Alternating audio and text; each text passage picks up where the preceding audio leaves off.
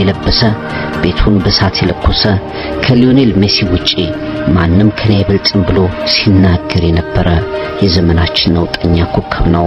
ሁሉም ነገር ከ21 ዓመታት በፊት ይጀምራል። ሮዝ ባርዋህ ወደ ጣሊያን የተሰደዱ ጋናውያን ናቸው። ከ21 ዓመታት በፊት በፓሌርሞ ሲሲሊ ያሁኑን ነውጠኛ የኳስ ኮከብ ማሪዮ ባሎቴሊን ወለዱ። ብዙም ሳይቆዩ ወደ ብሬሺያ አመሩ። ትንሹ ባሎቴሊ ሕይወቱን አደጋ ላይ የሚጥል ህመም አጋጠመው። ተደጋጋሚ ቀዶ ጥገና ተደረገለት።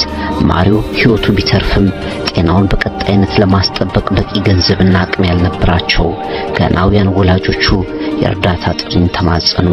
በ1993 እንደ አውሮፓውያን አቆጣጠር የ3 ዓመት ልጃቸውን ፍራንቼስኮና ሲልቪያ ባሎቴሊ ለተባሉ ጣሊያናውያን አሳልፈው ሰጡ። ከ18 ዓመታት በኋላ የልጃቸውን መመለስ በጉጉት ሲጠብቁም ተሰሙ። ማሪዮ ባሎቴሊ ግን ወላጅ ቤተሰቦችን ፈጽሞ ማየት አይፈልግም።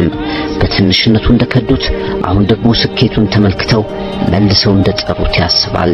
ጥቅም አሳዳጅ ያላቸውን ቤተሰቦቹን ጥያቄ ትቶ በ18 ዓመቱ ባሳዳጊ ቤተሰቦቹ አማካይነት የጣሊያን ዜግነቱን ተቀበለ። ቤተሰባዊ ውዝግቡ በአፍሪካዊቷ ጋናና በጣሊያን ሌሎች ሰዎችንም ጨመረ። ነቱ የእግር ኳስ ተሰጥኦ እንዳለው ታወቀለት።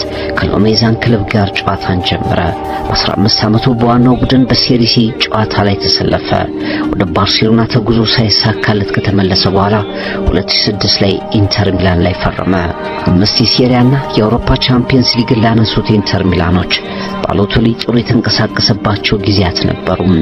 ቆይታው ግን ከኢንተር ሚላን ደጋፊዎች ጋር በመጋጨት ከራሱ ቡድን ተጫዋቾች ጋር በመጣላት ከሆዜ ሞሪኖ ጋር በመዘላለፍ ደበዘዘ። በተለይ ባሎቴሊን በአንድ የቴሌቪዥን ፕሮግራም ላይ የምንጊዜም ተቀናቃኛቸው የኤሲ ሚላንን መለያ ለብሶ የተመለከቱት የኢንተር ደጋፊዎች እንቅልፍ ነሱት።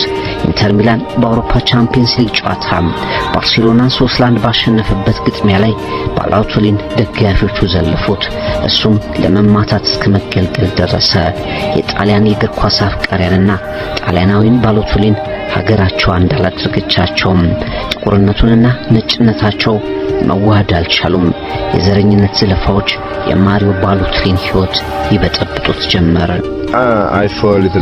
የ7 ማሪዮ ባሎቴሊ ገና 17 ዓመቱ ነበር። በለንደን ጋናና ሴኔጋል ለወዳጅነት ጨዋታ ቀጠሮ ይዘዋል።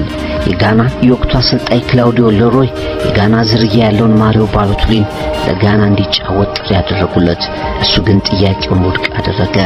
ከዓመት በኋላ ፔርሉጂ ካሳረጊ ባሎቴሊን